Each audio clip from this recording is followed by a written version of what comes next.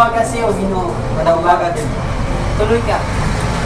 Labis ko yatang Panatag mo ang iyong loob.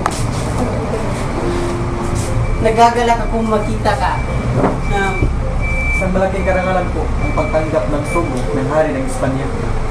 nais kong mabatid mo nasisiyan ako sa ginawa mo pagpapatayo ng paralan. Sa katunayan, nais kong imukay sa pamalaan na bigyan kayo ng pabuya sa ganoong mga. Hindi ko kawangarin ang anumang pabuya. Sapat ako sa akin ang iyong suporta. Tungkol naman sa inyo ni Padre Damaso, huwag kang mabahala, pakikialaman ko ang ukol sa inyong ekskomunikasyon. Kakausapin ko ang obispo tungkol dyan. At habang ako ang namamahala dito sa Pilipinas, ay hindi kayo mahal. Ikinagagal ko po ang inuupo ninyong kabutihan. Kung may magagawa lang sana ako para sa iyo. Wala po akong ibang hindi makita na pabuti ang ating bayan. Sa pabuti at napalago, natatarami niyang utang na loob sa pamahalaan. Sapat ako sa akin ang mabuti ko ng pamahalaan. Hindi na babagay dito ang katalinuhan niyo. Bakit di kayo sumama sa akin sa Espanya? Salamat sa iyong kabutihang loob. Ngunit, hindi ka na naisin kong mamuhay sa buong at kinamuhayan ng ating mga magulang. Ang sabihin mo ang kinamatayan nila. Sa tingin ko, masigit kong kilala ang bayan ito kaysa sa iyo. Siya nga pala. Huwag niyong hayaang pigilin ko kayo rito. Batid ko ikakasal kayo sa napakagandang binibin niyo. Umayo kayo at kasapin siya. Patuloy dito ang ama. Maraming salamat po, Gobernador. Magandang pagpinayag ka. Ngunit, may kapalarang nakalaan para sa isa't isa.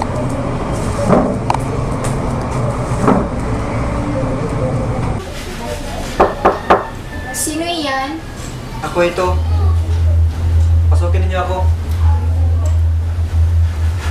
Pumunta ka sa dulaan ngayong gabi, Crisostomo. Isulat mo na lamang ang ibig mong sabihin kay Maria Clara at iabot sa akin. Ano kayong ibig sabihin nito?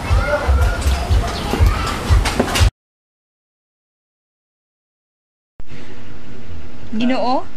Ginoong Ibarra? Ako po si Lucrecia, kapatid po ako ng taong namatay nung pag-aarkila nyo ng batong pambungad ng paaralan. Magtatanong na po sana ako kung magkano ibabayad nyo sa pamilya na nasawi. Ibabayad? Balikan niyo na lamang ako mamayang hapon, Binibini. May mahalaga pa akong tutunguhin. Dahil basta mahirap lang kami, kaya ayaw nyo kaming pakitunguhan? Ano?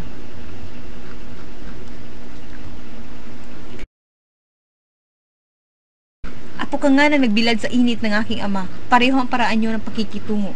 Ngunit, kung magaling kang magbayad, magkaibigan tayo.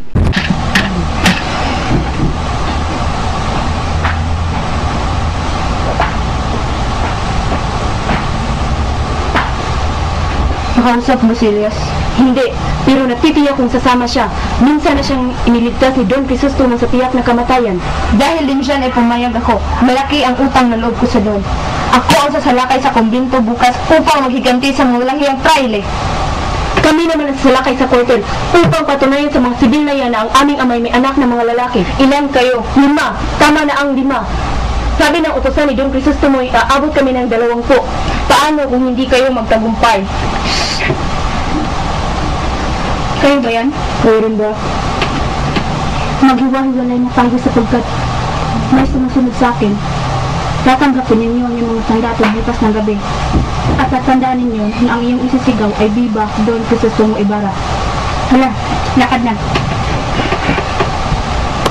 Ano pong ibig niyong sabihin? Isang babae ang tingin sa akin. Sa malaking pag-aaras na ang mayayari ngayong gabi. Kulusugin din ako ng simbahan. Sasalakayin ang mga kwartel. Papatayin ang nakasila. Papatayin ko sila. Huliin. Sino sila? Sino? Ginawang dalagin.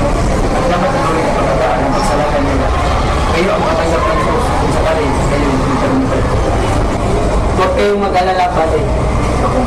Akong bahala sa inyo. Huwag mong kalimutan, magiging ang aking pangalan. Huwag kayong mag-alala, Padre. Pag nagkataon, ay basta maging budis ko. Asahan kita, Ginoong Andres.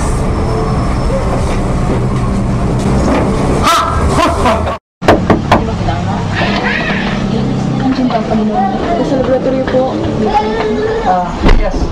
Nakalimutan ko lang itanong sa'yo ang pangalan ng kastilan tinitirhan ng lolo mo. Pero para sa akin, nagsadya ko dito, Ginoo. Tingnan mo. Ang kawayan na ito hindi natutulog. Hindi na humahalaga ang pagsusunog ng kawayan ngayon, Ginoo. Kailangan niyo lang tipunin ang lahat ng kasulatan. At tumakas na kayo. Bakit? Isang pag-aalsan binabalangkas upang kayo mapahama. Kayo ang isisigaw na namumuno. Ginoo, magmadali kayo. Tumakas na kayo sa isang ligtas na lugar. Maaaring sumiklab na ang pag-aalsan mong oras ngayon. Saan ako pupunta? Kung ako na kaya magsuklong sa kanila. Iisipin na lang kayo isang duwag.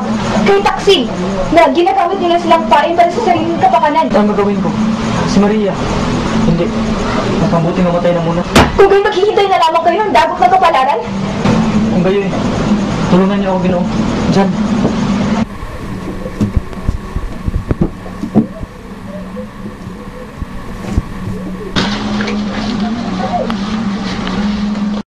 kilala ba ninyo si Don Pedro Ibaramenda? Nangyari pa. Siya ang lolo ko sa tuhod. Lolo niyo sa tuhod? Oo. Bakit? Baskongado ba siya? Mas mga nga. At ano nangyari sa inyo? Siya ang walang himag bintang sa aking nuno na naging sanhin ng pagkasaling palad ng aming angkan.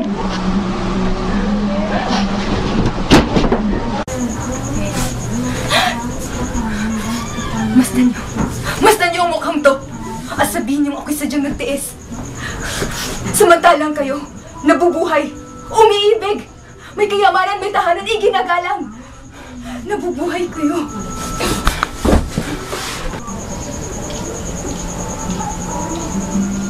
Ang gagawin ko?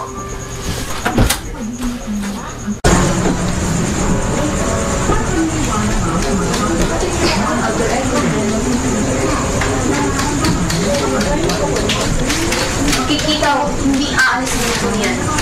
Darating pa naman siya. Uy! Darating siya! Sabi ka na, no?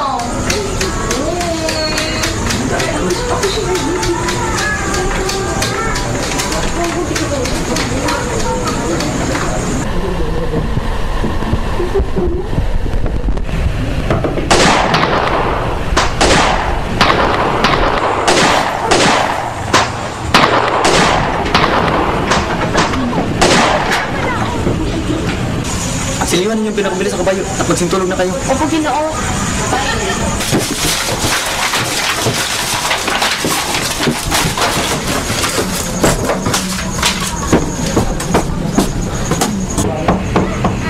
Sino yan?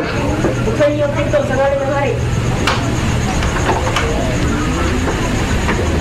Panguhuli kayo sa ngalan ng hari. Bakit? Sa kwartel na ninyo malalaman. Labas!